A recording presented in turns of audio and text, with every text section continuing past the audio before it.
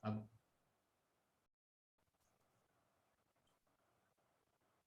aparecendo a tela? Sim. Você que abre ou quer que eu abra, Marcelo? Não, pode, fica à vontade. Tá, ok. Bom, boa noite a todos. Nós vamos hoje para a segunda apresentação, né, desse curso, né, que é mais uma... Não estamos dizendo aulas, né, são apresentações, na qual a gente está mostrando, né, a importância do CEL, do Centro Excursionista Universitário, na consolidação de linhas de pesquisa dentro da USP, né, da universidade. Então, o CEL tem uma importância incrível, né, na questão excursionista, mas também na área de pesquisa. Como eu apresentei ontem, né, eu não sou um clássico celeste, né? Fiquei sócio do CEL recentemente, mas acompanhei muito tempo, né? E posso dizer aqui que o CEL me influenciou a fazer geologia, porque eu conheci o Ivo Karma, Coriolano, Peninha, antes de entrar na geologia, né? E aí acabei ingressando, e depois o Coriolano e o Ivo foram meus professores. Eu acabei, agora sou professor, né, na USP, né? Eu não tenho uma linha de pesquisa voltada diretamente às cavernas, né? Mas eu brinco que eu estudo a embalagem, né, Lucas? Eu estudo os calcários, né? Trabalhei um pouquinho com geoturismo, plano de manejo, né? Mas não posso me dizer assim com uma linha bem definida como foi o Ivo, né? Que é importante. O Lucas é cria dessa linha, né? O Lucas já é um filho de um celeste, né? Em termos de espeleologia, e tiveram vários, né? A Léo, então, formou vários que estão aí pelas universidades, formando outros pesquisadores na área da biologia subterrânea, e da mesma forma o Luiz Henrique Sanches, que vocês vão ver mais para frente. E amanhã vocês vão ver uma apresentação do Lucas, que fez doutorado recentemente com o Ivo, né? Então, eu preparei aqui uma apresentação no qual eu vou falar onde que se formam as cavernas, né? Porque não é qualquer rocha, né? Qualquer pedra, né? Podemos falar pedra mesmo, né? São principalmente os calcários, né? Então, para isso eu mandei um vídeo, né, explicando uma questão central. Eu lembro, antes até, eu estava no segundo ano de ensino médio, eu comprei um livro de Geologia Geral e fiquei encantado em ver a reação, né, de equilíbrio químico, né, da dissolução e a precipitação. Então, isso é básico para a gente entender a formação das cavernas, né? Então, preparando para a apresentação do Lucas amanhã, que ele vai ser focado na espeleogênese, né? Então, vou falar um pouquinho das rochas, né, onde se formam, né, as cavernas, outras litologias, né, que propiciam a formação de caverna, falar um pouquinho também do uso turístico, que cresceu muito, né? Era ótimo, né? Antigamente aí, né, Honório, a gente, carnaval, ia para bairro da Serra, era só a gente, era pouquinha gente, tanto que a gente fugia nos grandes feriados para o bairro da Serra, o Petar, né? A gente falava o Betari, era tranquilo, mas nem lá nós temos mais esse isolamento, ou seja, isso é bom, né? Porque proporciona, né, para a comunidade local uma alternativa econômica, né? Então, vamos lá. Então, vamos ver o que é esse tal de geoturismo, né? Geoparque, que é uma modalidade nova, né? Então, o turismo, né, de natureza cresceu muito, e agora, com essa pandemia, né, tende a crescer mais ainda, né, porque as pessoas estão procurando também ficar mais próximos da natureza, né? Então, a primeira pergunta, né? Onde que se formam as cavernas, né?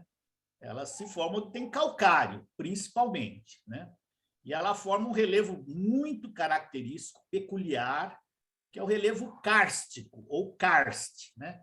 Antigamente a gente tinha que explicar o que era isso, hoje é um termo até amplamente conhecido. Nós estamos aí no Ano Internacional do Karst. A proposta, né, pela Unesco é que esse conceito, né, o entendimento dessas regiões kársticas seja ampliado o mais, né, mais amplamente possível, porque ela é um relevo de exceção. Tem uma questão com a água muito ligada, porque o Lucas vai falar mais amanhã sobre os aquíferos, né? Mas os aquíferos são questões primordiais para a sociedade, porque nós temos aí Então, falam de substituir o petróleo por outras fontes de energia, isso vai ocorrer, mas para a água não tem substituto. E, infelizmente, né, a sociedade não cuida, né, do planeta e as nossas águas superficiais estão aí. Exemplo de São Paulo, né, falta água e temos 2 rios imensos cortando a cidade, que nem é mais um rio, é um canal, e nem é um canal de rio, né, um canal de esgoto, né, do Tietê e Pinheiros. Né? Isso é uma vergonha. Né? E a água subterrânea também está sendo contaminada. Só que no aquífero kárstico, né, a região de calcário, como são condutos, é diferente de um aquífero numa rocha arenosa, em que a água migra lentamente, como se fosse uma esponja, né, gigante, né, subterrânea, é instantâneo. Você contaminou uma ponta do aquífero, imediatamente o contaminante já se espalhou por todo ele, que é como se fosse um cano, né, um conduto, né, kárstico. Né? E também tem outros tipos de rochas. Né? E aqui, pode falar pedra, não tem problema. Isso aí deixa para os geólogos antigos, que eram considerados os chatos do céu. E é essa a questão, né? O relevo kárstico tem suas características, né? Esses morros pontiagudos, né?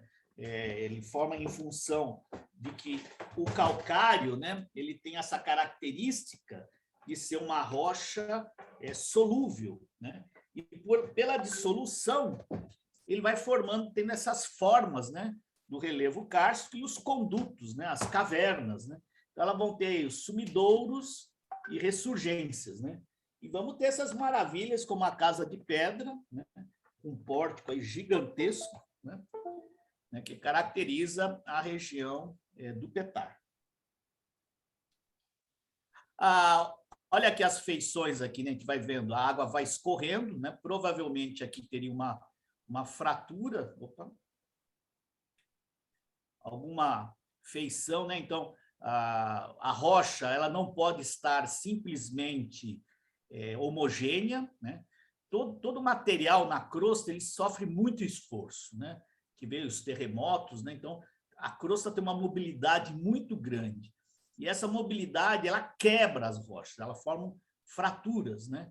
E através dessas fraturas que são planos de descontinuidades, né? A água da chuva infiltra e vai dissolvendo, né? É como se fosse uma pedra de sabão. Se a gente começa a jogar água na pedra de sabão, ela vai se dissolvendo como um todo.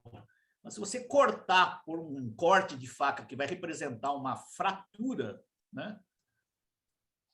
A fratura representando o corte de uma faca, por essa fratura a água vai infiltrar preferencialmente e fazendo as dissoluções. Por isso que as cavernas elas têm uma orientação, né? Elas têm um conduto, né? Porque se não tivesse as fraturas, também não iria formar, né, esses condutos. Né? Então, para formar a caverna, formar o karst, primeiro você tem que ter o principal ingrediente, que é uma rocha solúvel, principalmente o calcário. Esse calcário tem que ter as fraturas, e o mais importante para o karst é a água. Né? Uma região totalmente seca não vai ter formação de karst. Mas se pergunta, opa, mas tem caverna em regiões secas no interior da Bahia? Opa, então, o que aconteceu? Ela é uma evidência de um período mais úmido. Né? Hoje está seco, mas no passado foi úmido, porque tem que ter água. Né? Sem água não se formam as cavernas. E formam essas feições típicas, né? Que são os lapiás, né? Muito pontiagudos, né? Afiados, né? E a questão do relevo kárstico, né? Tem esses paredões isolados, as torres de pedra, né? No Petar tem isso, vão formar dolinas, né? Uma dolina junta com outra forma uma ovala, né? Sumidouros e ressurgências, né? O clássico, né? Formam arcos e pontes de pedra e as cavernas. Né? Então, isso é típico do relevo kárstico. Temos várias regiões no mundo, né, com relevo kárstico, isso aí é o Parque Plitvice, que é o Patrimônio da Humanidade, na Croácia, mas lá chama a atenção que não é uma feição da dissolução. Como a água tem muito carbonato de cálcio, e geralmente os rios em regiões kársticas são águas extremamente límpidas, né? Isso proporciona o crescimento de umas tufas, né, que eu vou mostrar mais em detalhe, e cachoeiras. Né? Então, isso aqui é uma das maiores concentrações de tufa, né? Tufa que a gente tem no mundo. Aqui no Brasil, a gente tem uma concentração muito grande de tufa na Serra da Bodoquena, mas nós temos também uma tufa bonita ali na Caverna do Diabo, né?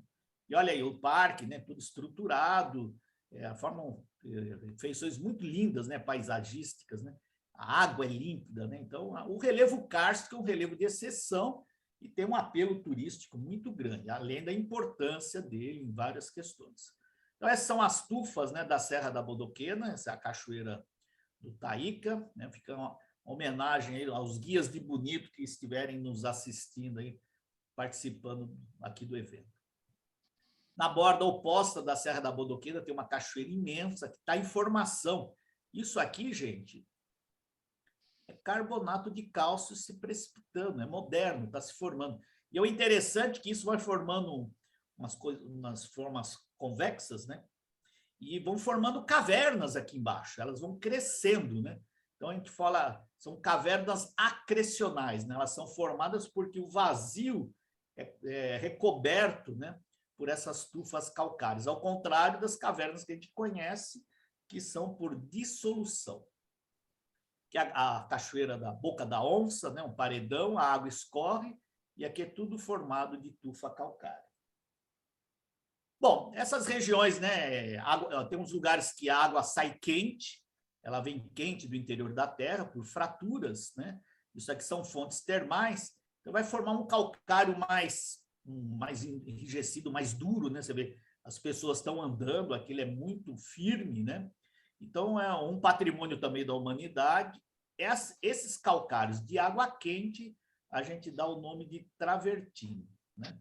Ao contrário das tufas, né? Elas estão em águas em temperatura ambiente. Aqui não é água quente, e tanto que não é água quente que cresce musgos, cianobactérias. Os travertinos, né? A temperatura é tão alta que não tem planta, né? Aqui tem umas plantas aí, mas estão de xereta, porque a água aqui já esfriou. Mas geralmente estão associados a bactérias resistentes a calor. Então, isso aqui são os típicos travertinos, que são calcários de água quente, né? E essas formas, né? Todo mundo que já foi para a caverna, né, forma essas piscinas, né? São muito bonitas, né? É um conjunto muito bonito. É bem pequeno, é bem localizado, né? Olha aqui, é bem essa região aqui, bem localizado, né? E forma essas piscinas.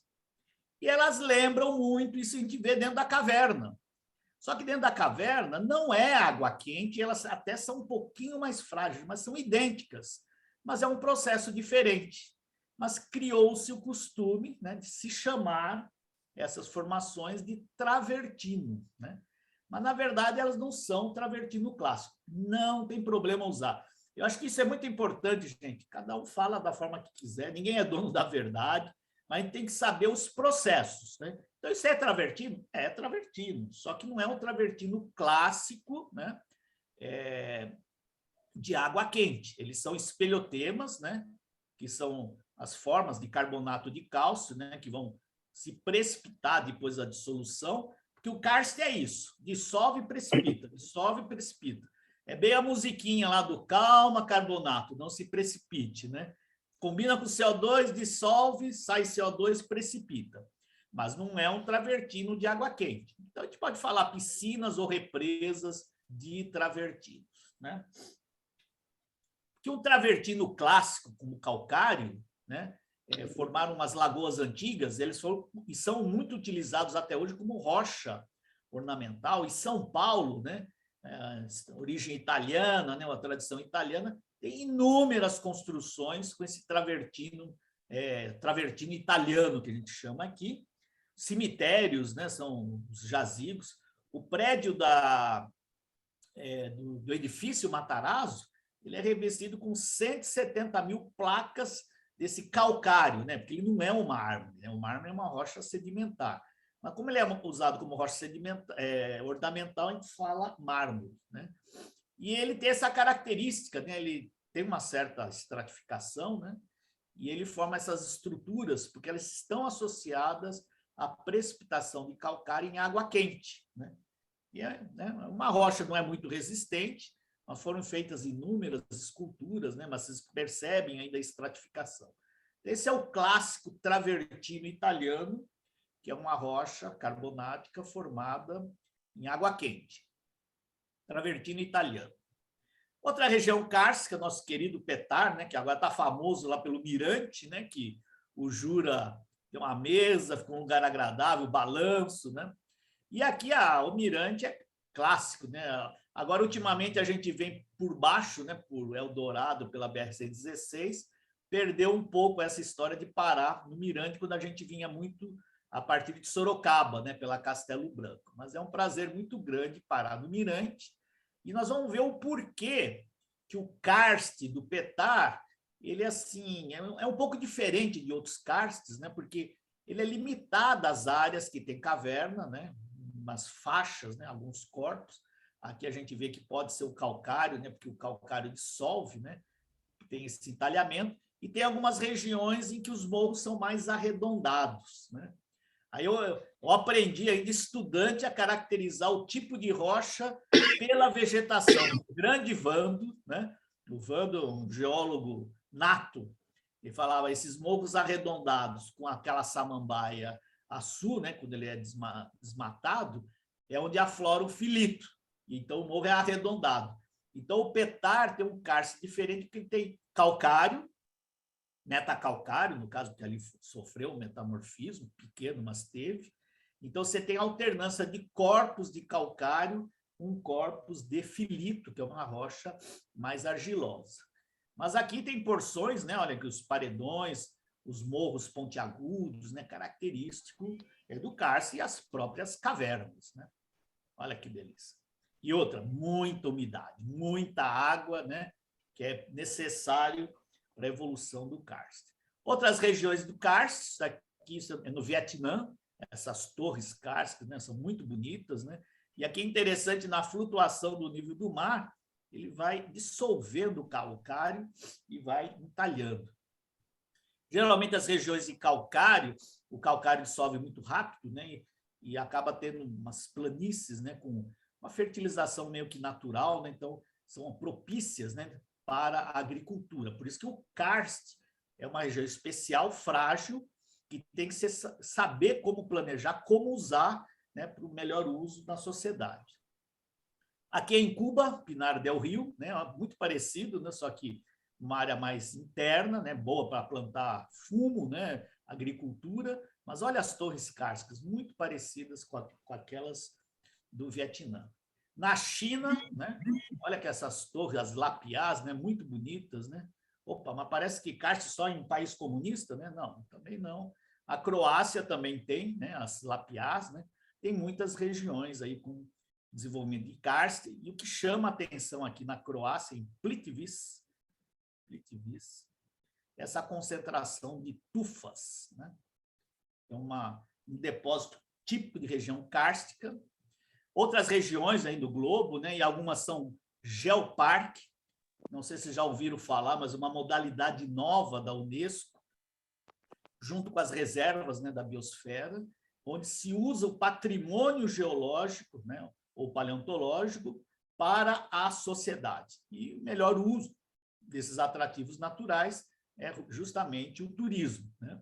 Então, já adiantando um pouco questão do turismo e geoturismo, hoje, né, as cavernas, elas começam a ter uma procura muito grande, então a gente tem que ver capacidade de carga, como fazer uma visitação segura, sem impacto, né? Tem até a questão de acessibilidade, né? Você proporcionar que pessoas com dificuldades, né, ou necessidades maiores, possam acessar essa beleza, porque não adianta nada a gente preservar, né, todo esse patrimônio e não ter acesso à sociedade. Aqui um outro geoparque no Uruguai, em cavernas em arenitos, que formam essas colunas, né, muito curiosas, né, a parte interna. Então, nós temos muitas cavernas, né, consideradas como patrimônio geológico e que são base para formular esse novo conceito, que é o conceito de geoparque. No Brasil, a gente só tem um geoparque, né, que é o Geoparque do Araripe, E o geoparque ele entra numa rede, existe uma rede mundial de geoparque.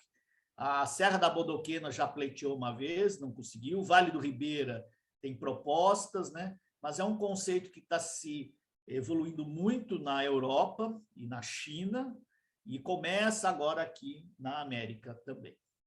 E nós temos potencial para isso, né? A Gruta dos Brejões, belíssimo calcário, olha a estratificação dele, né? Então, eu vou falar mais de como é que os calcários, né, se formaram, né? A embalagem, né? Aí o Lucas amanhã vai falar da espeleogênese. Isso aqui tem 120 metros. Essa caverna tem 8 quilômetros de extensão. É uma coisa incrível.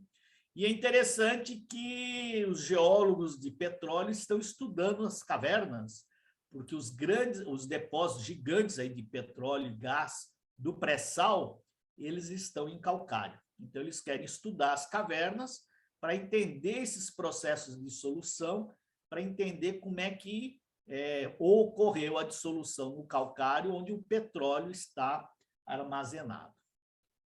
E olha aqui, época de seca, né, na Caatinga, né, uma secura imensa, não tem água nenhuma.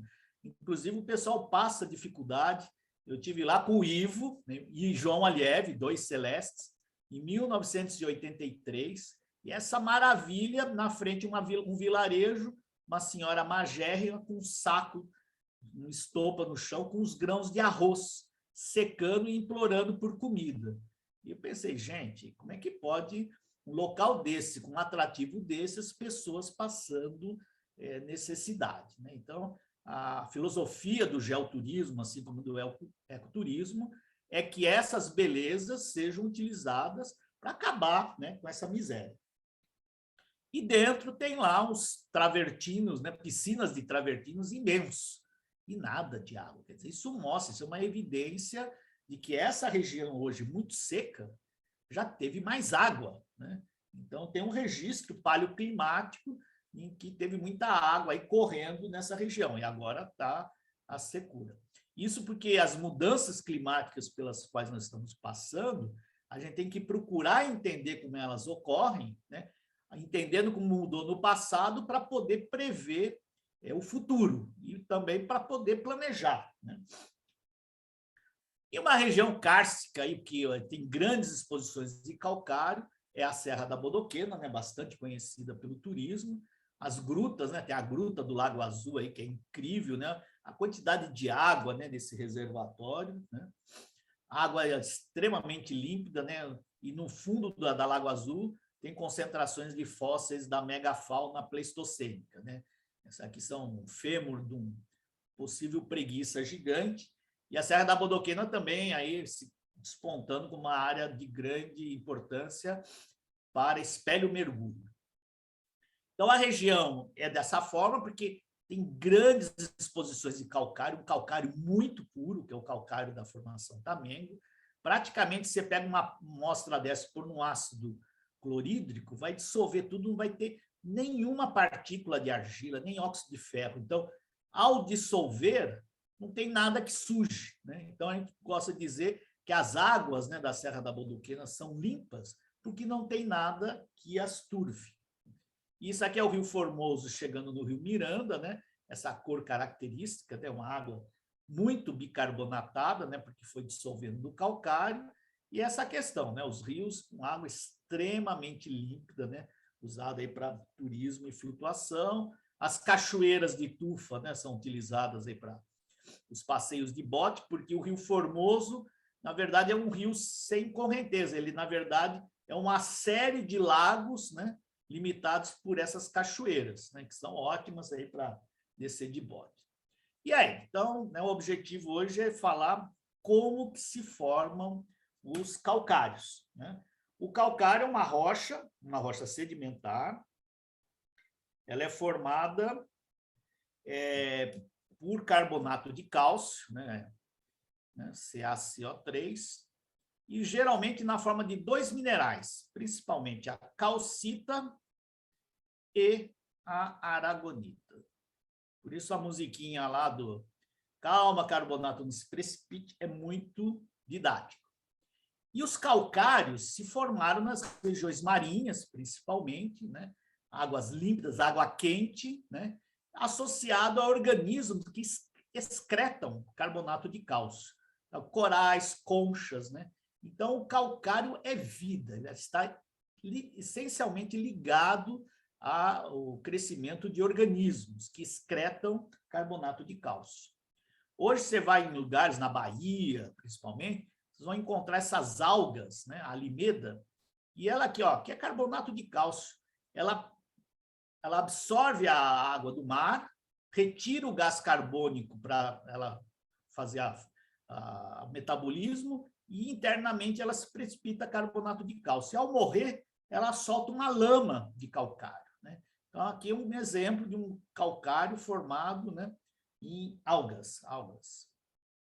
E aí, a nossa fórmula. Dá para ver a fórmula? Eu estou vendo aqui, ó, ele está tapado um pouco aqui pelas fotografias. E aí vem um conceito muito importante, que é o conceito de equilíbrio químico, né? Então, nas cavernas é uma aula de química, né? É um equilíbrio químico porque a reação está em equilíbrio. Se você aumenta aqui qualquer composto, principalmente o gás carbônico, né, você leva a reação e para o sentido da dissolução. Se você tira o gás carbônico, né, é o contrário, né? Ao tirar o gás carbônico, você vai ter a precipitação. Então, eu espero que todo mundo tenha visto o vídeo, né, para a gente não precisar ficar falando tanto aqui. E a água, né? Então, vai ter os cátions de cálcio e os ânions de HCO3, né? E para a reação ficar no equilíbrio, são 2 ânions, por isso que a gente fala as bicarbonato de cálcio, as águas bicarbonatadas, né? Então, em região kárstica, principalmente lá em Bonito, você vai beber a água, ela é salobra, porque é bicarbonato de cálcio que tem. O petar, na característica, as águas ali, elas passam ora pelo filito e ora pelo calcário, a gente não tem essa característica marcante, né, que ocorre em regiões que nós temos grandes extensões de calcário. Então, aqui nós estamos tendo dissolução, né, que tem o calcário, geralmente ele tem essa cor cinza ou mais escura, preta, que é matéria orgânica. Naquele antigo mar, aquela lama calcária foi sendo depositada junto com matéria orgânica. A gente vê aqui que esse calcário ele foi fraturado, as fraturas seguem um determinado padrão, elas não são aleatórias, né? E por isso nós vamos ver as cavernas, né? Elas seguem um padrão que é o padrão de fraturamento da rocha. E vocês veem que na intersecção de fratura, como essa aqui, a dissolução é maior, né? Então, aqui está a água da chuva, ela passa pelo solo, né? Ela enriquece em gás carbônico, ela vai ficar ácida e vai dissolver. Ao atravessar o teto da caverna, né, vai ocorrer a reação contrária. Então, no teto da caverna, a água está vindo pela fratura, sob pressão, ela está bicarbonatada. Mas ao chegar no teto, né, essa gota, aqui não, a pressão diminuiu. Então, o que vai acontecer aqui? Ó? Você vai ter a saída do gás carbônico, né? O Ivo que gosta de mostrar bem isso em aula, né, Lucas? É que nem você pegar uma bexiga cheia de água, né? As laterais aqui, elas vão ficar mais finas, né? Então, a tensão superficial é menor, então aqui a saída do gás carbônico é maior, então você vai ter anéis sucessivos e vão precipitando carbonato de cálcio.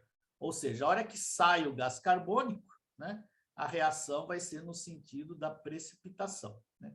E aqui vai precipitar o carbonato de cálcio em equilíbrio com essa atmosfera, em termos de temperatura, várias condições. Então, aqui no momento que a calcita se precipita, ela vai estar registrando as condições climáticas nesse determinado ponto.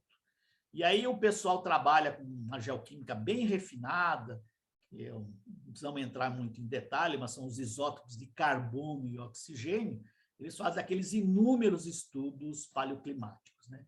Então, esse conceito, essa reação, ela é muito importante para a gente entender as variações climáticas, não só da região, como do globo inteiro, né?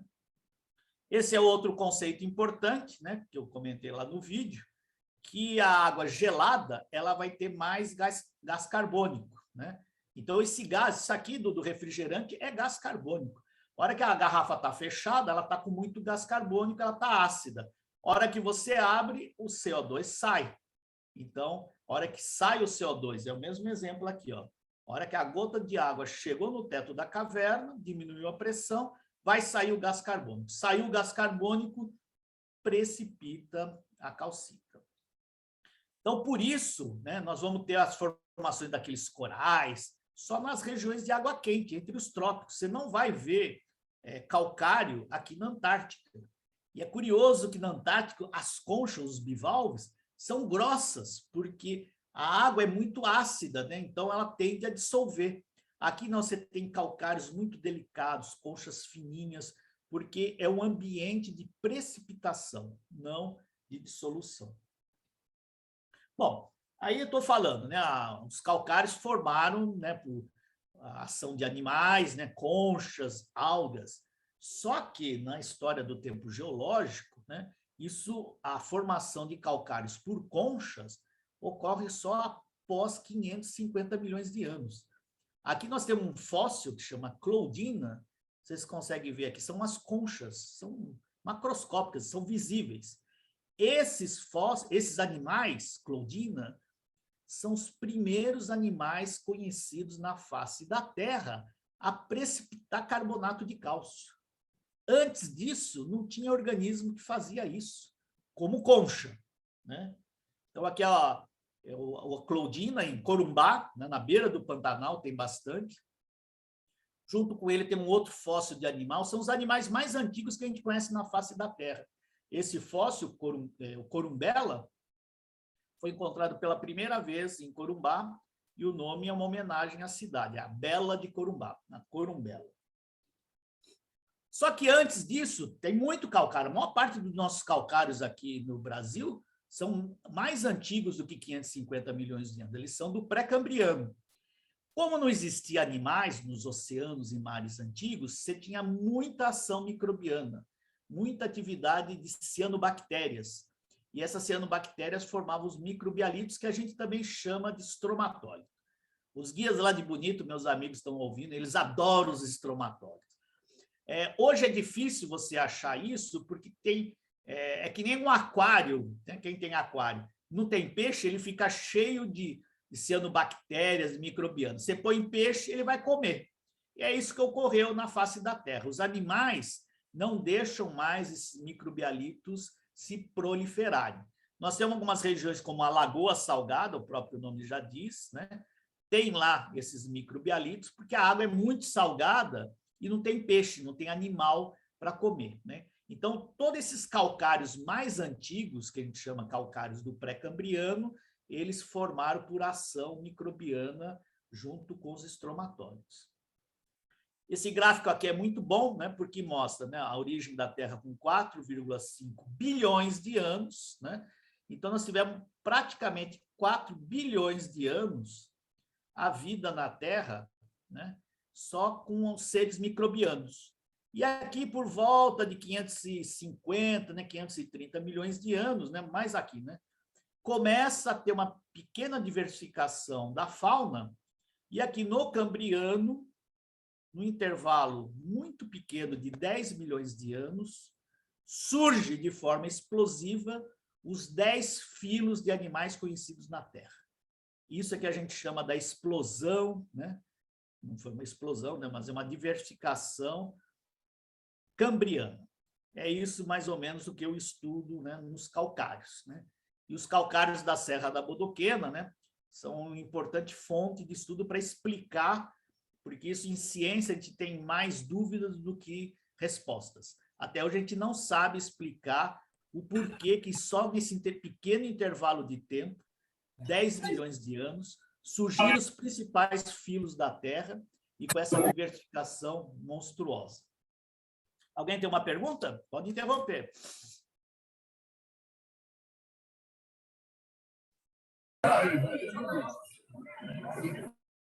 Vamos lá.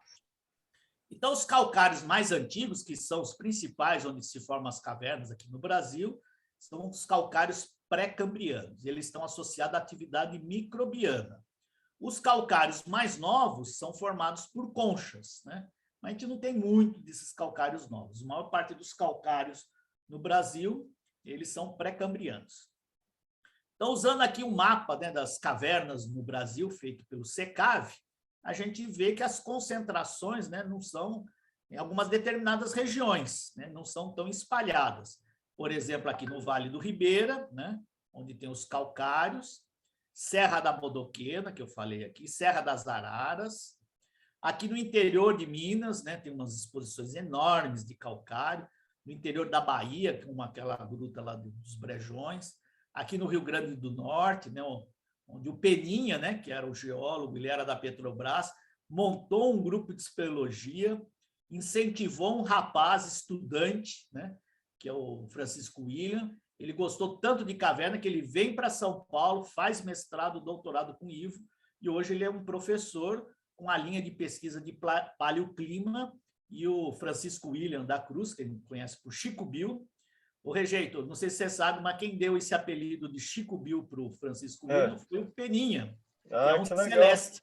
Você sabia disso? Eu sabia de uma relação aí do Chico Bill com o Peninha, mas não sabia que tinha dado apelido, não. Legal, e o Chico bacana. Bill hoje, ele é top, ele está assim, no nível mundial nessas pesquisas de paleoclima, né? Ele tem feito esses estudos e está formando um monte de pesquisador. Quer dizer, é fruto também do CEL, né, do Centro Excursionista. E aqui em azul, né, onde os calcários, né, a Serra da Bodoquena, Serra das Araras. Aqui não aparece muito porque no Vale do Ribeira os corpos de calcário são muito pequenos, são quase como a gente fala lentes.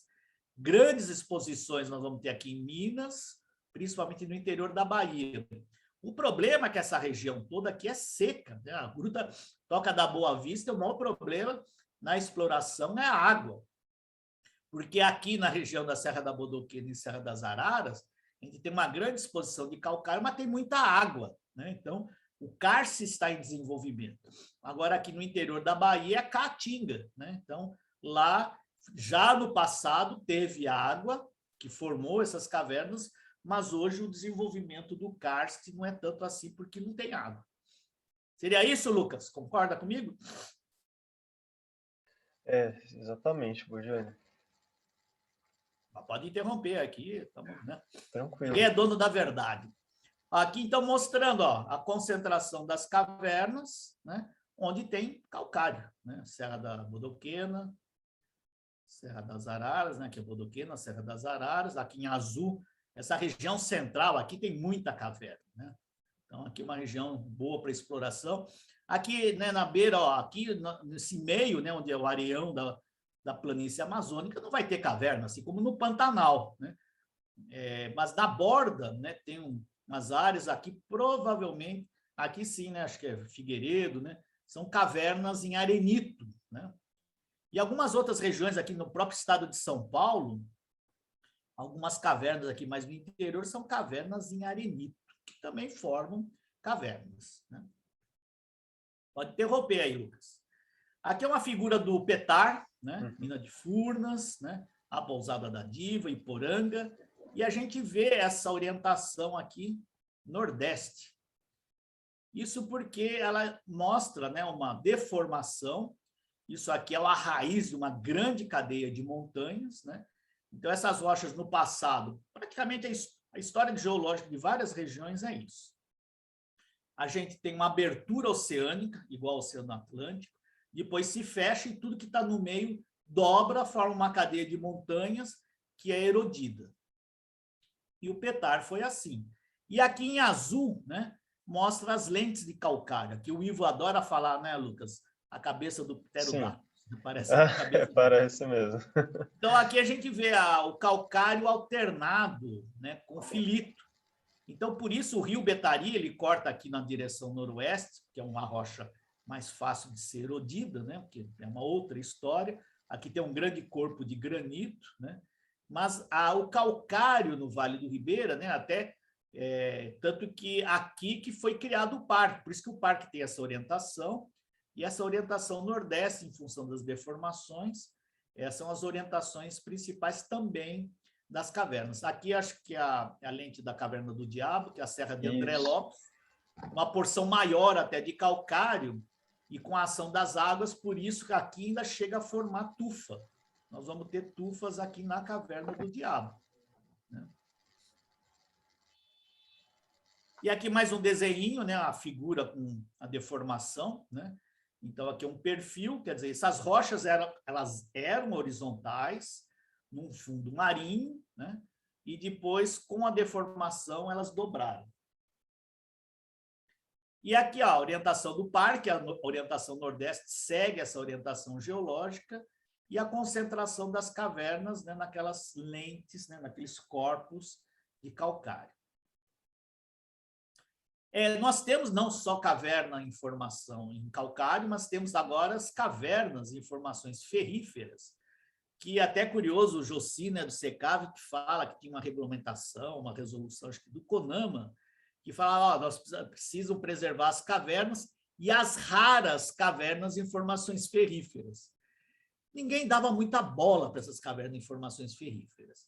Como a formação ferrífera é um minério de ferro, e com o crescimento da China, o minério de ferro, que era coisa de 5, 10 dólares a tonelada, passou a 190, 200 dólares a tonelada. E teve um avanço da mineração que a gente que é da área, né, de geologia ficou surpreso com isso. E a legislação começou a... Não que ela impede a destruição de caverna para mineração, mas ela criou um critério de relevância, que é oficial, e você vê se aquela caverna é relevante ou não, né? Tem uma categoria, e se ela não tem a relevância máxima, né? É isso mesmo, né, Lucas? Ela pode ser suprimida.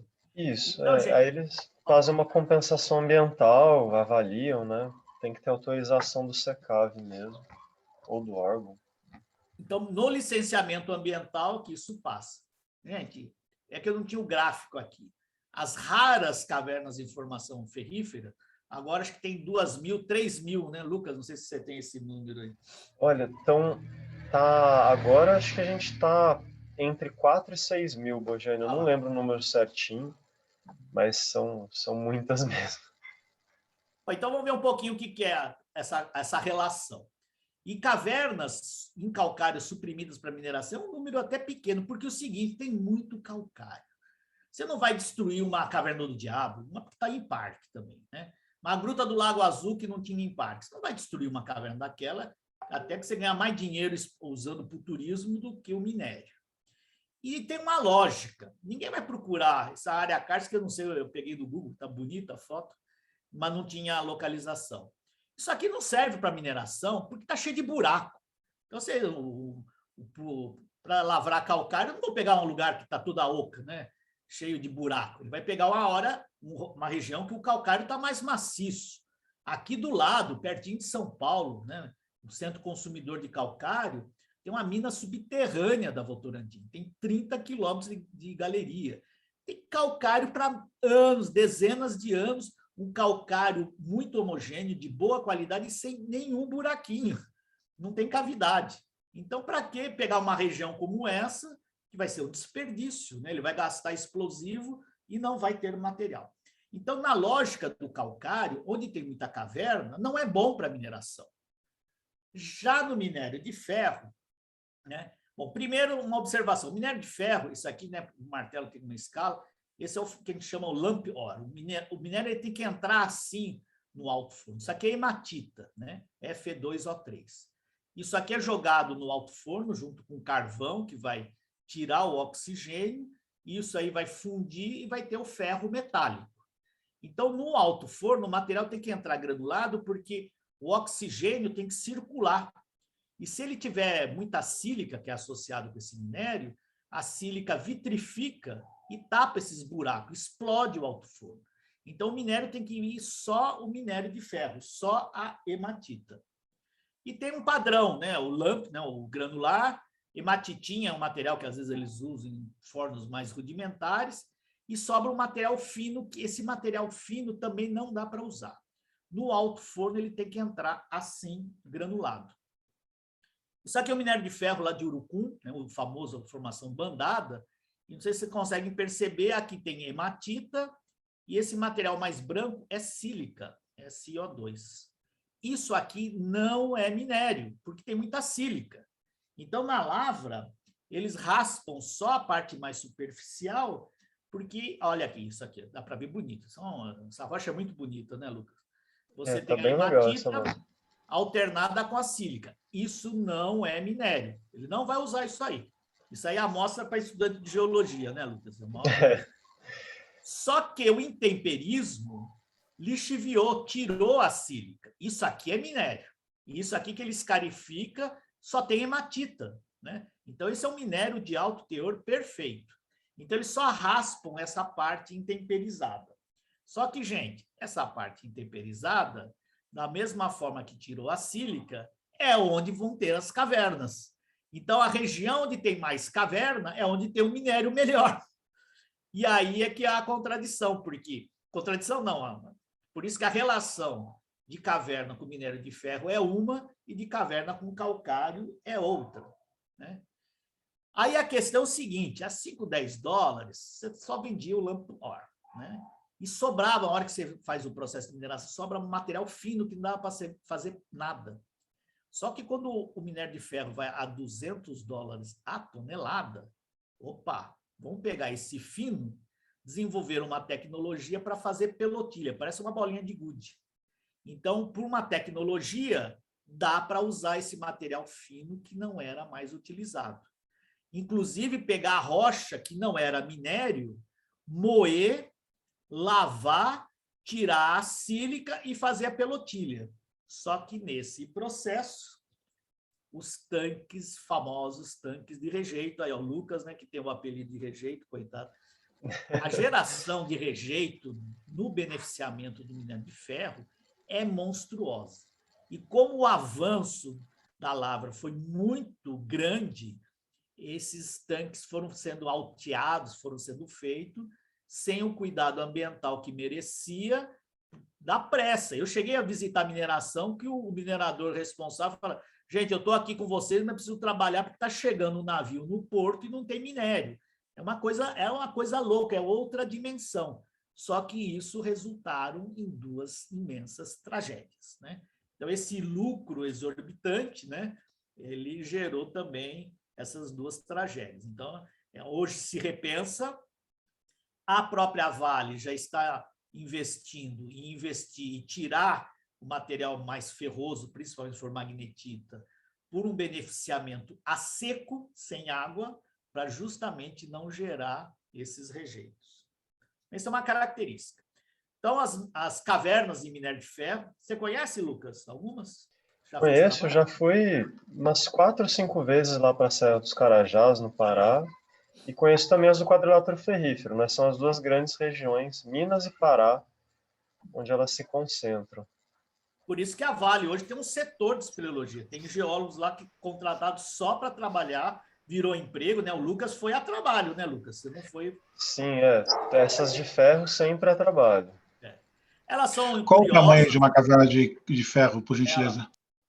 200, 300 metros, então não são muito grandes, né, Lucas? Geralmente elas são pequenas. Eu chutaria que assim, 70, 80% dessas cavernas chegam até 5, 10 metros de extensão, são muito pequenas. Agora, existem cavernas de 50 metros, 100 metros, 200. Próximo a 1 quilômetro é raríssimo. Existe, mas é raro. Acima de 1 quilômetro, então, mais raro ainda. Elas são, comparado com calcário, são bem pequenininhas. E não são muito bonitas também, né, Lucas? Não, elas não têm muitos espelhotemas, têm pouquíssimas formações, são bem desmoronadas, né? São bem diferentes mesmo. Você conhece alguma caverna em formação ferrífera com uso turístico ou potencial turístico? Sim, tem algumas com potencial bem legal. Talvez eu citaria como exemplo uma caverna na Serra do Sapo, ali em Minas Gerais, agora Conceição do Mato Dentro. Uma caverna muito linda, no contato entre a formação ferrífera, né, o Itabirito, e o quartzito, uma entrada enorme, um cavernão bem bacana, próximo da cidade, né, ali próximo também tem a Cachoeira do Tabuleiro, que é um super atrativo. Eu não sei se ela está em uso turístico. E tem também as... Entra no conjunto paisagístico, né? E tem as cavernas da Serra do Rola Moça, né? Próximo ali a Belo Horizonte. E essa sim, eu acredito que tem algum tipo de visitação, pelo menos ali é um parque, né? Ou uma unidade de conservação, aí tem que ver direitinho, mas tem Mas assim, eventos. em questão do número, né, de cavernas, você viu, 7.000, comparado com as de calcário, é a mesma legislação que protege as cavernas de calcário é utilizada para as formações ferríferas. Então, Sim, fica uma discussão. Eu vi ali no chat, né, acho que foi o Bruno, né, no Espírito Santo tinha uma caverna com uma estalactite rara. Tem uma bela foto, acho que é o Peter Slavik que está, e ela foi destruída por uma mineração clandestina, porca, vamos assim dizer, de calcário, que destruiu aquilo lá. E aquilo lá, gente, onde era, lá dentro do núcleo Caboclos, cheguei a ver mineração clandestina, ali não é lugar para explorar calcário, tem muito calcário fora do parque, não é um minério estratégico, né? Agora, a questão desse minério de ferro é uma discussão, porque o Brasil é um grande exportador de ferro, né? O minério é um bem da União, ele é nosso, está gerando muito lucro, né? Mas tem que questionar o retorno para a sociedade. Então, isso é uma questão também para a gente analisar. Professor, a Vanessa Balocchini e a Ana estão com perguntas, eu acho. Estão com a mão levantadas. Pode fazer. Manda fazer. Boa noite, sou a Vanessa. Obrigada aí pela percepção. Então, eu fiquei bastante curiosa, sou bióloga, e sobre essa questão que você mostrou das cavernas, né, com erosão, eu gostaria de saber mais sobre isso, se essas erosões elas são formadas, né, por eventos de intempérie, ou até mesmo colonização de plantas, né? Como é que ocorrem essas erosões, assim? Eu gostaria de saber mais. Mas isso para as de calcário ou as de formação ferrífera? Calcário. A de calcário é dissolução mesmo. É uma dissolução química, né? A água acidulada, ela dissolve o calcário. O calcário é uma rocha que, se você deixar um pedaço dentro de uma água meio acidulada, a tendência é ele dissolver inteirinho. Não sei se é isso que você perguntou. Sim, a questão é que, na verdade, nem tudo foi dissolvido, né? Então, parece que tem regiões que são mais frágeis, né? Exatamente, você falou muito bem. Ele vai aproveitar fraquezas. O Lucas vai falar bastante disso amanhã. Então, onde está fraturado, né? A fratura é uma fraqueza, a água vai, né, entrar nessa fratura e vai dissolver mais a rocha. Né? Obrigada. Imagina. A outra pergunta?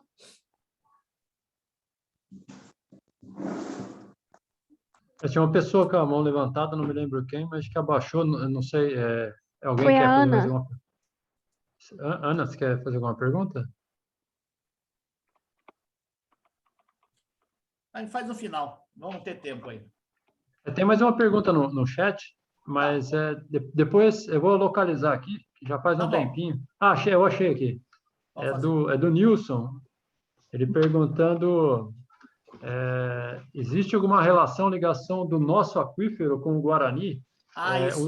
Ou seja, os rios subterrâneos da Serra da Bodoquena se ligam de alguma forma com o Guarani? Ou é muito viagem da minha parte? Não. As pessoas comentam, tem uma relação. O aquífero Guarani é um aquífero de umas rochas mais novas, em arenito, né? E quando a América do Sul estava junto com a África, né, formou um grande continente aqui, que é o Gondwana. E no meio desse continente estava muito seco, formou um deserto, tipo deserto Saara gigante, depositou muita areia. E aí começou o Gondwana a rachar, separar, subiu uma quantidade de magma e esse magma extravasou em cima desses arenitos. Então formou um sanduichão gigante com um corpo de arenito embaixo, muito poroso, e o basalto por cima. Isso é o que a gente vê aqui na Serra de Botucatu e lá na Serra de Maracaju, lá em Mato Grosso do Sul.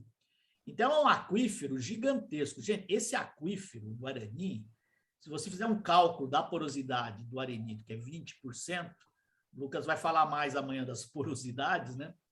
E o volume, o pessoal faz um cálculo por baixo que a quantidade de água que tem no aquífero Guarani daria para abastecer toda a população do Brasil por 2.000 a 3.000 anos. Então, é muita água.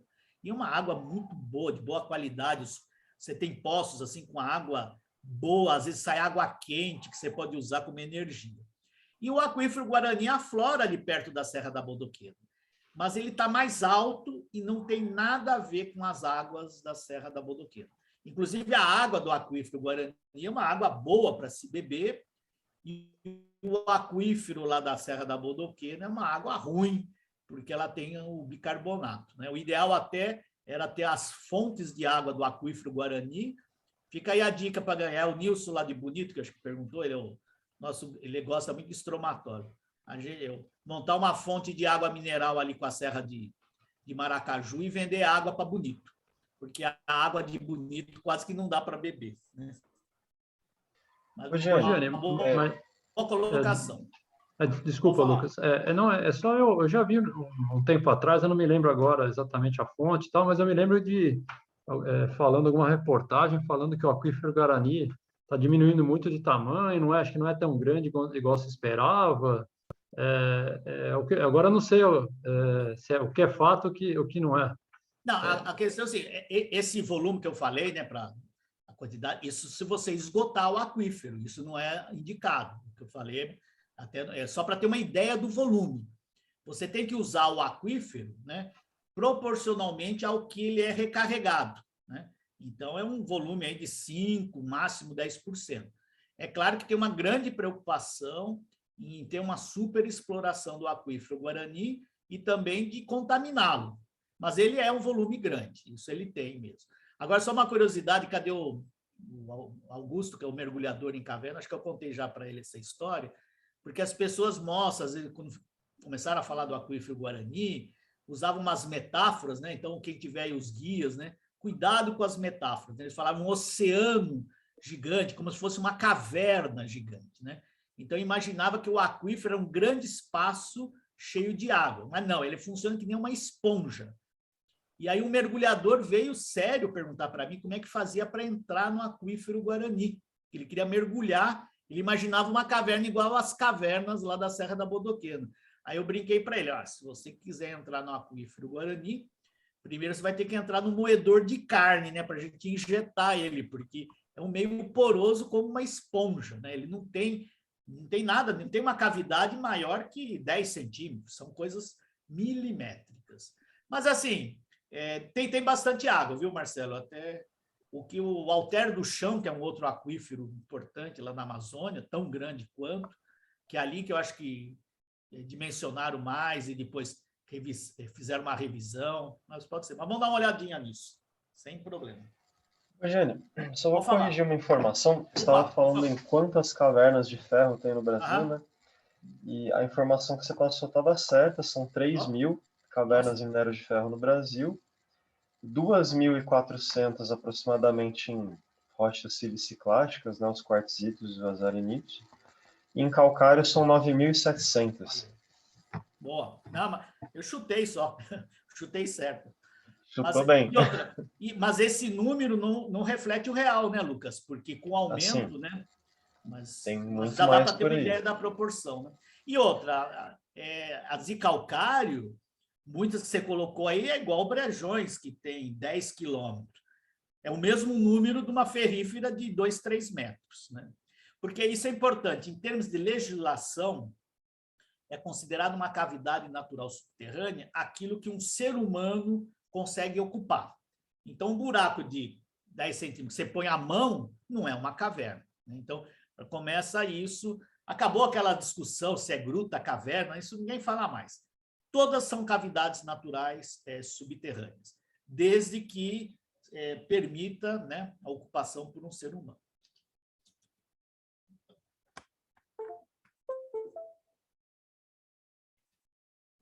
Estou conseguindo mudar o slide. Okay. Então, essas são as formações feitas. Quer dizer, não formam estalactite. São cavernas interessantes, né? Mas parece mais até uma mina subterrânea, né, Lucas? Não parece uma caverna. Os espeleotemas são mais raros, algumas até têm bastante, né? Não são comuns. Mas realmente, Gente, do mas ponto de vista... importante... Oh, desculpa, vou falar. Não, elas têm menos atrativo cênico, né? Mas importante para considerar a importância, a relevância, até para ser considerado patrimônio ou não importa a beleza. Elas podem ser importantes porque ela apresentam minerais raros, ela tem um ecossistema diferenciado, o pessoal de biologia está encontrando umas coisas muito diferentes, então elas são cientificamente muito importantes, né? Aqui é um trabalho que eu vi, não vi quem era o autor, né, mas mostrando, né, aqui as dimensões, a canga, né, a formação ferrífera, e são cavernas, né, que, ao contrário dos calcários, elas são instáveis, né? O próprio Lucas comentou, elas são muito sujeitas a desmoronamentos, né? Então, não seriam, olha aqui, vários blocos abatidos, né? Não seria uma caverna muito apropriada, né, para a atividade turística, né? Fora que você faz exploração dessa caverna, vai sair tudo vermelho, né? A quantidade de óxido de ferro que deve ter, né? E, gente, Sim. aqui para finalizar, vou falar um pouquinho, então, do que é o geoturismo, que é uma área que eu também atuo, né? Então, o geoturismo, por definição, é uma definição muito parecida com a definição de ecoturismo, né? É um turismo sustentável, com foco prioritário em feições geológicas, né? O ecoturismo é mais amplo, então o geoturismo é um segmento do ecoturismo, porque o ecoturismo envolve questões biológicas, né, da fauna e da flora, que incentiva o entendimento, então tem que ter um fator educativo importante, não é uma praia que você vai lá tomar caipirinha e jogar frescobol, tem que ter a apreciação e conservação cultural, isso é importante, ambiental, e eu destaco isso, benefício local. Ou seja, é uma atividade que tem que levar benefício à comunidade local. Aqui foi muito interessante, nós temos no Brasil umas leis, né, umas definições muito importantes, criaram uma comissão interministerial em 1994 para definir a Política Nacional de Ecoturismo, na qual eles definem ecoturismo como segmento da atividade turística que utiliza de forma sustentável o patrimônio natural e cultural. Aí patrimônio aí engloba tudo, né? Desde a biota, né? a biosfera, a mata, os animais, a geologia, a cultura, a história, incentiva a sua conservação e busca a formação de uma consciência ambientalista. Então, a educação ambiental é intrínseca, através da interpretação do ambiente, promovendo o bem-estar das populações envolvidas, né? E isso aqui se entende, bem-estar da população envolvida, não é pegar lá aquele pessoal que vivia lá numa harmonia com o meio ambiente e virar empregado de hotel, de resort, trabalhar 15 horas por dia e ser explorado. Não, ele tem uma atividade sustentável. E se a gente for ver isso no Brasil, são raros lugares que tem. Um deles, eu acho que é o exemplo da Néa de Guidon, na Serra da Capivara, né? O único problema lá é o acesso, que é muito distante, mas é uma região que eu não conhecia ainda. E ela criou ali, da própria comunidade, incentivada a montar um alojamento, um apartamentinho na própria casa. Isso é o legal, você fica hospedado na casa do local, vai comer com eles, tomar café, almoçar. Então, você vai conhecendo a cultura, a verba, o dinheiro do turismo é melhor distribuído e a melhor forma de você ter a comunidade envolvida, se beneficiando da atividade e mantendo as suas tradições. Porque até resgata, a gente tem visto que esse tipo de atividade leva, vamos fazer aquela festa que a gente fazia e não faz mais, aquele tipo de comida que minha avó fazia, vou voltar a fazer para vender. E o que é mais importante é elevar a autoestima das pessoas locais, né? A gente que acompanha, eu conheço o bairro da Serra, ele chamava de Betari desde 1979, né? As pessoas eram contra o parque, hoje eles são favoráveis ao parque, ao ponto de usar o Petar como sobrenome, o Cleito que gosta de usar isso. Eu lembro até o Lucas, né? Ele é estudante de geologia, primeiro ano, nós na entrada, nós estávamos com um grupo de vocês, que é o pessoal da mesma república, eles são muito unidos, famosa ostenosfera.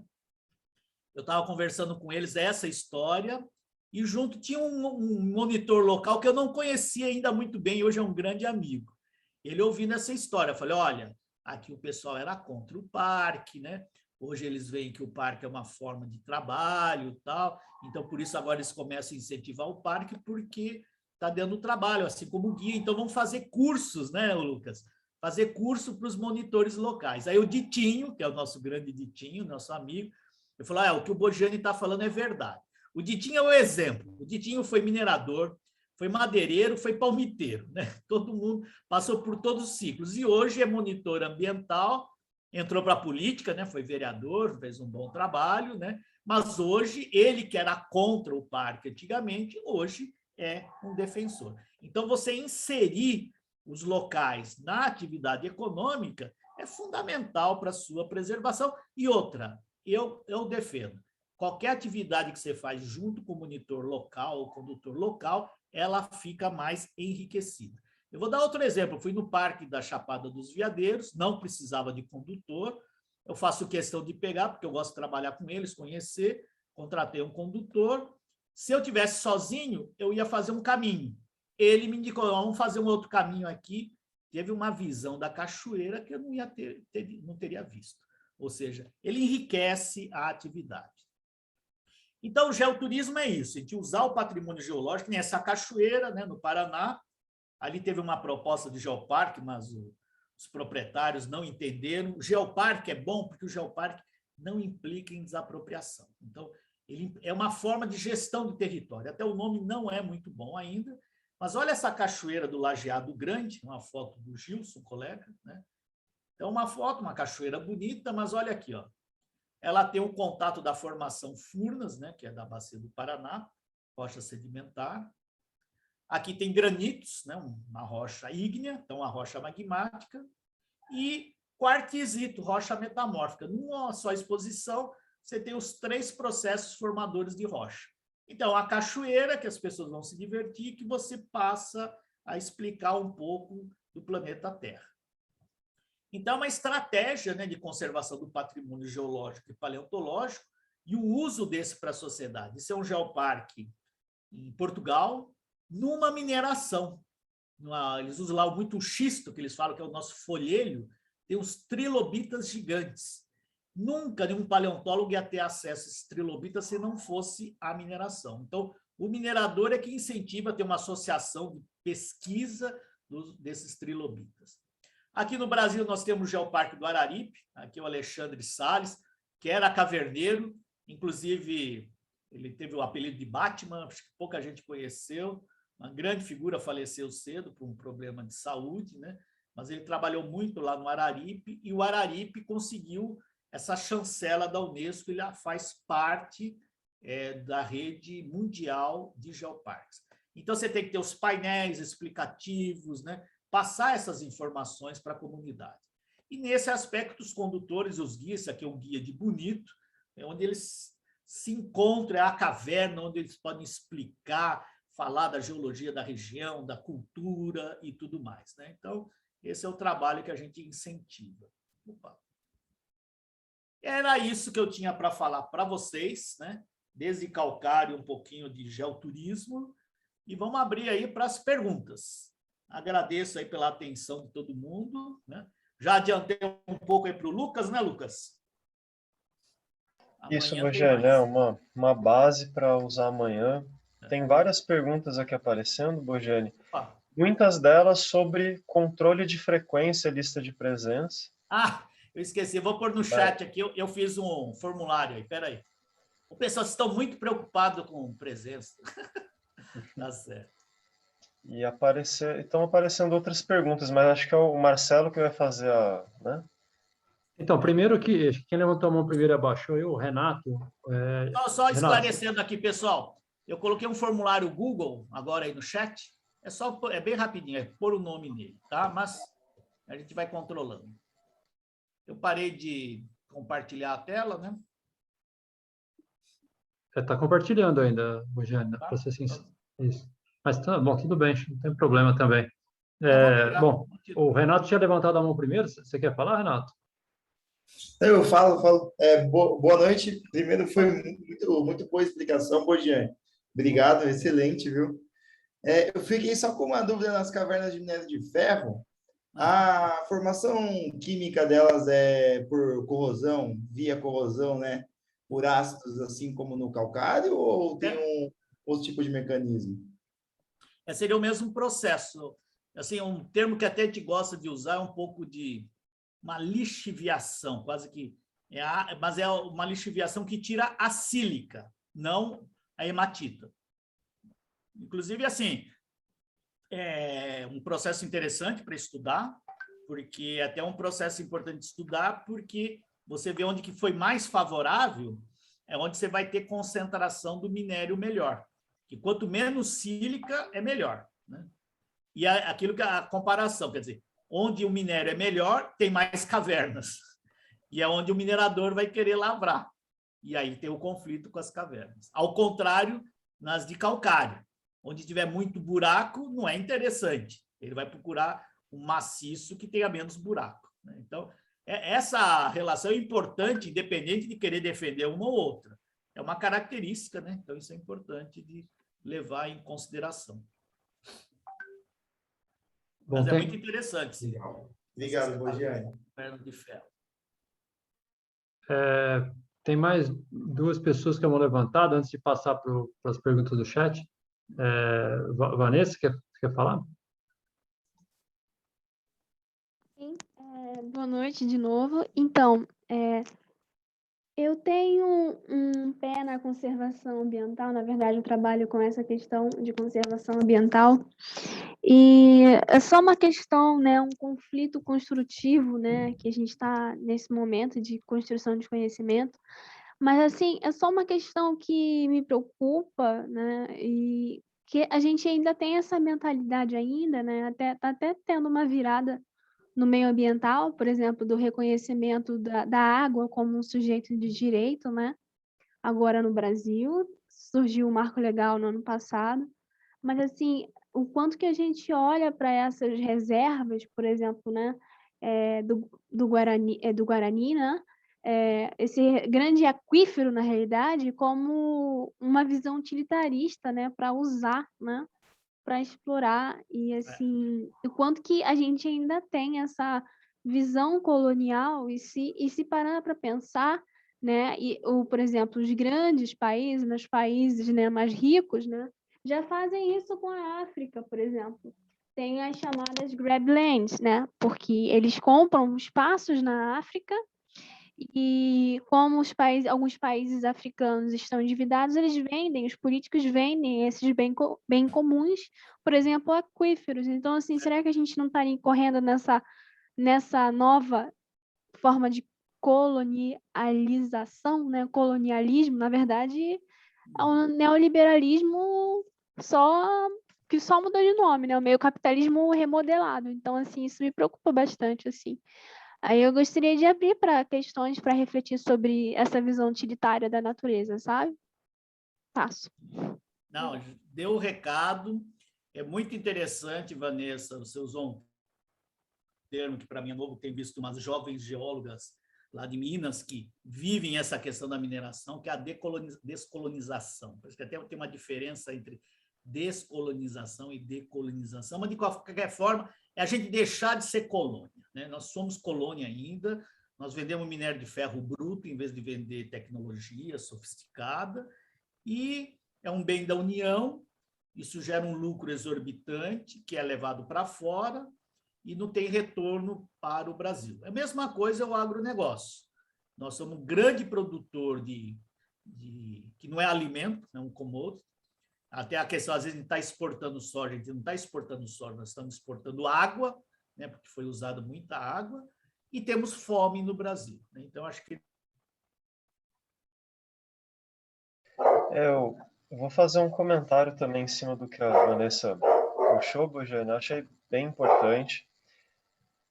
Eu acho que, assim, infelizmente, dentro da lógica do capitalismo, só existe margem para produção, extração, produção e descarte. Não tem outra lógica, infelizmente. Então, eu acho que, assim, o nosso modelo de sociedade, até é uma das conclusões do relatório do IPCC, nosso modelo está afadado ao fracasso e um reajuste ele é mais do que necessário.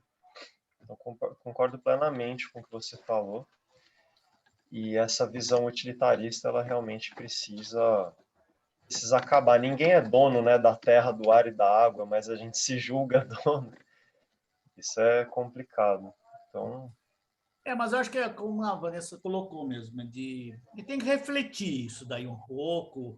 É difícil porque algumas regiões isso aí gera muito emprego, né? Muita gente depende disso, mas precisamos pensar um pouquinho mais, né, se é isso que a gente quer, né? Eu acho que é bom estar sempre alerta. Não é assim também algo de forma desenfreada. Mas também, muito menos o que aconteceu, que o Bruno colocou. Eu vi mineração clandestina dentro do PETAR. Na época não podia fazer nada, não existia lei de crimes ambientais. A coisa já evoluiu muito hoje. Até mineração, porque envolve um bem que é da União, né? O minério é um bem da União.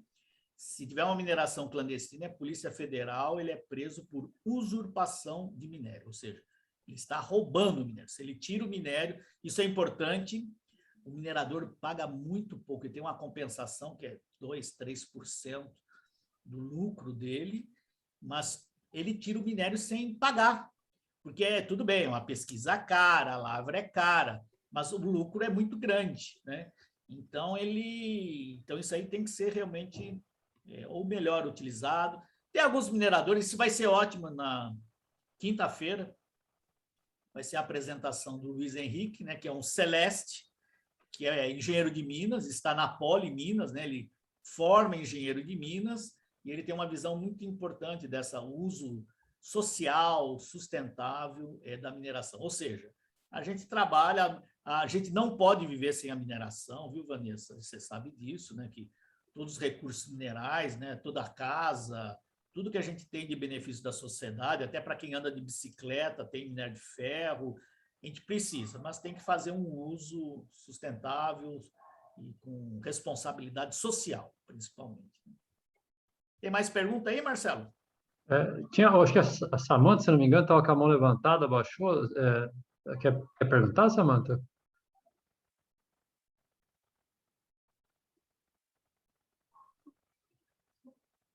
Bom, vamos passar. Qualquer coisa ela pergunta depois aí. Acho que o Bruno também levantou a mão. Está aberto aí, quem quiser comentar, tem um tempinho. Então vamos querer fechar às 9h30, porque tem a semana longa, né? O pessoal se preservar um pouquinho. Fala, Bruno. Rogério, você estava falando dos parques, eu lembrei do Parque do Varvito em Itu. Sim. Que vai bem nessa linha aí. Vai bem nessa linha. Exatamente. Uma outra coisa que eu ia falar, você falou do parque das minerações. Eu lembro muito bem na época dessa mineração que era, de um lado, os fornos de cal queimando as florestas e do outro, as pedreiras destruindo tudo.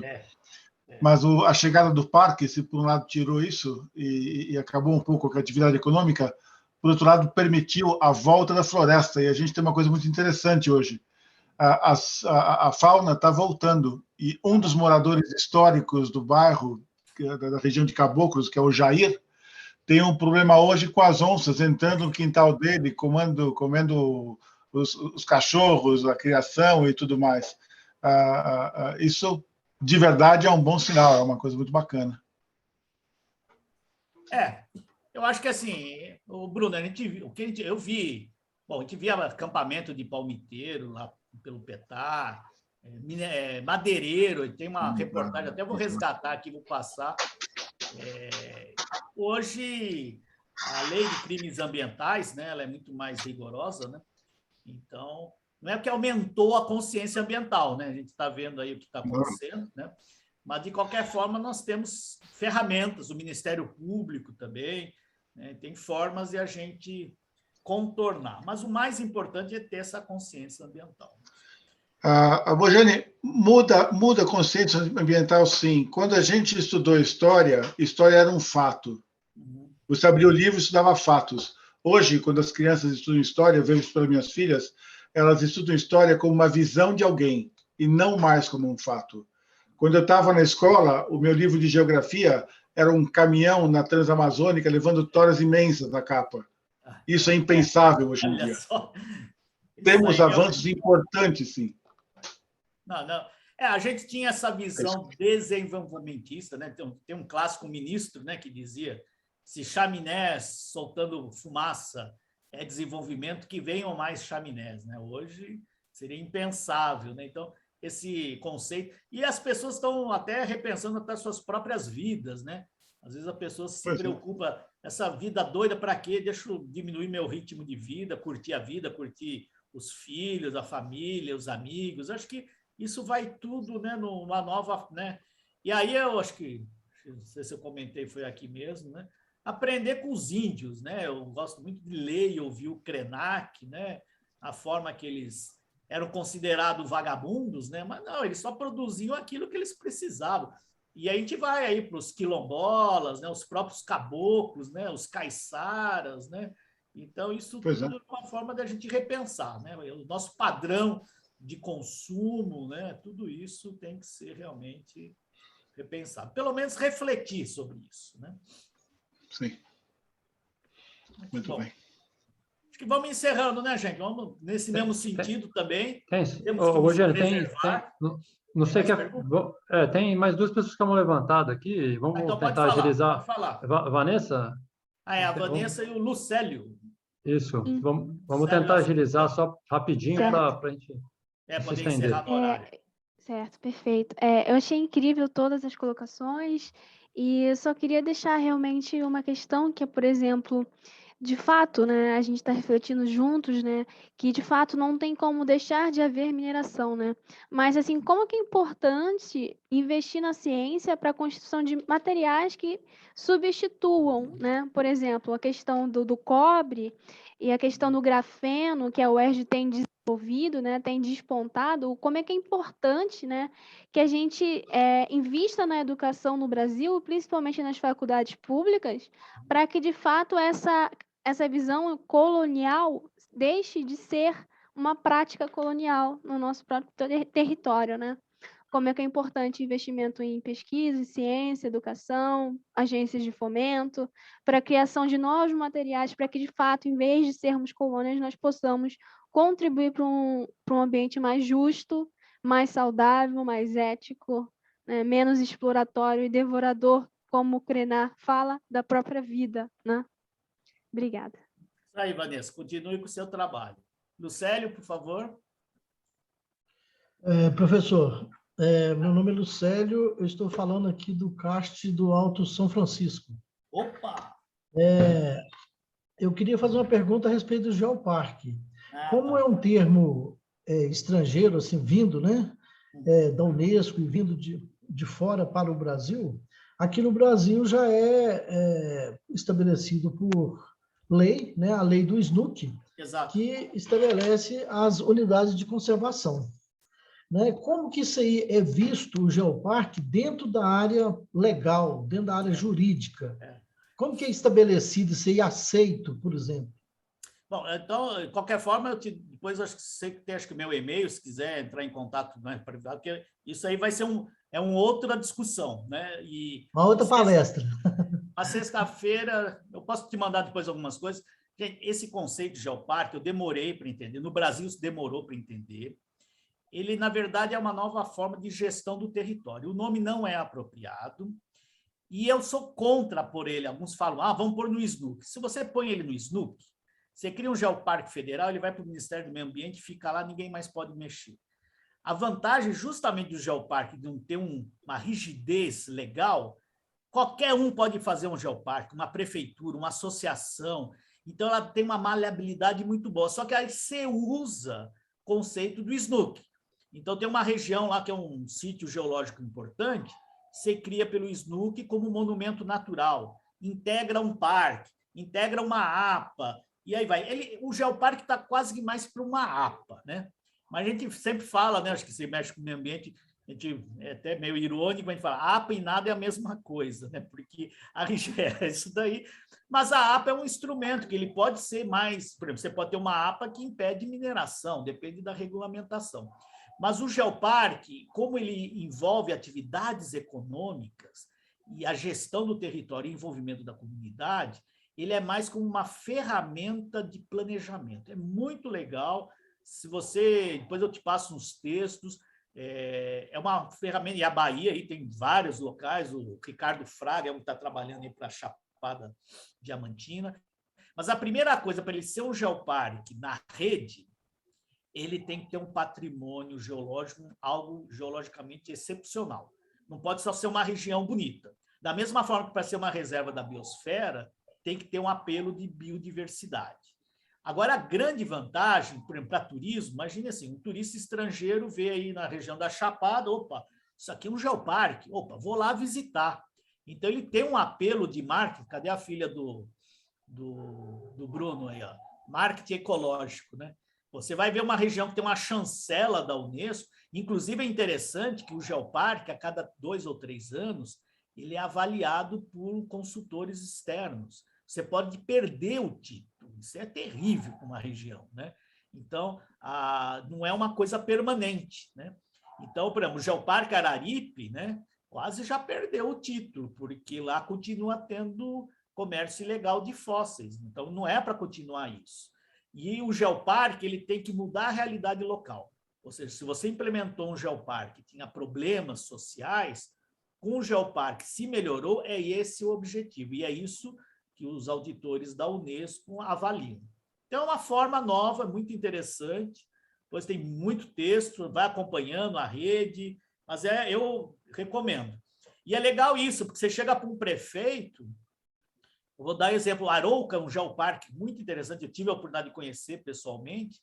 Lá o prefeito é o presidente da Câmara, ele implementou um geoparque, deu tanto sucesso que ele foi reeleito, né? Porque a cidade gostou muito, porque não foi uma coisa só de congelar, de não ter atividade, aumentou o turismo, né? Eles fazem lá o pão de ló, então vem escolas, né? Para o ônibus em frente à padaria lá, e o cara tem que fazer mais pão de ló e vendeu mais. São coisas assim, aparentemente singelas, mas mostra que mobilizou, né, a economia local. Mas é um conceito bom, interessante, que está implementado na Europa. Portugal já tem uns 4 ou 5 geoparques, o Brasil só tem um.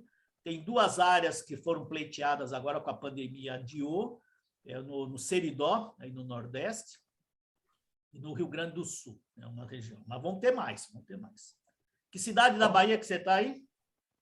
Não, é em Minas. É no Alto São Francisco. Alto São Francisco. É o Alto, é no Alto. Então, desculpa aí, desculpa a minha ignorância.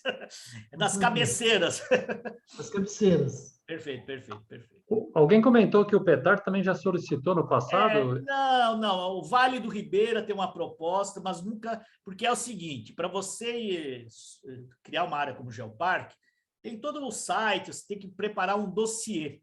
E é legal que esse dossiê ele tem um formulário que você vai pondo e vai pontuando. Aí ele mesmo fala, ó, se atingiu tal número de pontos, se não atingiu, nem mande esse dossiê. Aí esse dossiê vai para a rede, eles analisam, eles podem negar só pelo dossiê, ou se eles veem que tem um potencial, eles mandam 2 auditores, vão ver se funciona. O geoparque já tem que estar funcionando como geoparque, é todo um procedimento. E o Vale do Ribeira, apesar de um grande potencial, tem outras áreas aí que já estão mais articuladas. Aqui no estado de São Paulo, tem um grupo pensando aqui na região de Corumbataí, perto ali de Rio Claro. Eu falei errado lá, né, para o meu colega aí, o Célio. Mas na Bahia, né, na Chapada Diamantina, tem o nosso amigo Ricardo Fraga, que é fruto celeste, fez mestrado com o Ivo Karman, né, o famoso baiano, né? Então, foi influenciado também aí por alguém do céu. Ele está trabalhando. Então, é uma questão que você tem que trabalhar com os prefeitos, governador. Na verdade, é assim, num geoparque, num estado, o ideal era o governador ter como uma política do governo dele, porque ele envolve tudo. A parte de educação, a parte de saúde, de turismo. É uma proposta muito interessante que integra, né, várias áreas, né? Mas é um conceito complexo, é difícil de entender. Eu demorei muito tempo para entender, mas é muito interessante. Bacana. O pessoal comentou também no chat que teve gente que não recebeu o link lá do material que você mandou, mas, pessoal, o professor Bogiani mandou por e-mail, foi hoje à tarde, talvez nem todo mundo teve tempo de ver o e-mail, mas foram todos, foi para e-mail para todo mundo, certo?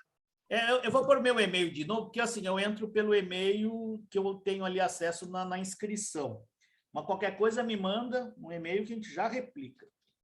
Muita gente, meu. É bom, né? Tem 170 inscritos. A gente sabe que às vezes tem muito inscrito que não, às vezes não participa, mas na medida do possível nós estamos tentando nos comunicar. Não, hoje a gente teve mais de 110 pessoas aí. Realmente. Isso é bom, isso é bom. É isso aí. Obrigado, pessoal, pela Perfeito. presença. Tá bom, até amanhã, né? Lojane, quer falar aí o encerramento? Fica à vontade. Vamos encerrar, né? Vamos encerrar aqui, né? Mas, Marcelo, obrigado aí pela condução. Agradeço a participação de todo mundo. E amanhã com o Lucas, né? Um discípulo do Ivo Karman. Beleza, Bojane. Valeu. Boa noite. Valeu, gente. Boa noite, pessoal. Boa noite, Bojane. Falou aí. Boa noite aí. Boa noite, Honório. Boa noite a todos. Boa noite aí. Boa noite a todos. Parabéns, Bojane. Valeu, Bruno. Grande abraço aí. Boa noite, obrigada. Boa noite, gente. Gostei de conhecer a Vanessa. Boa noite, obrigado. Igualmente. Falou, Marcelo.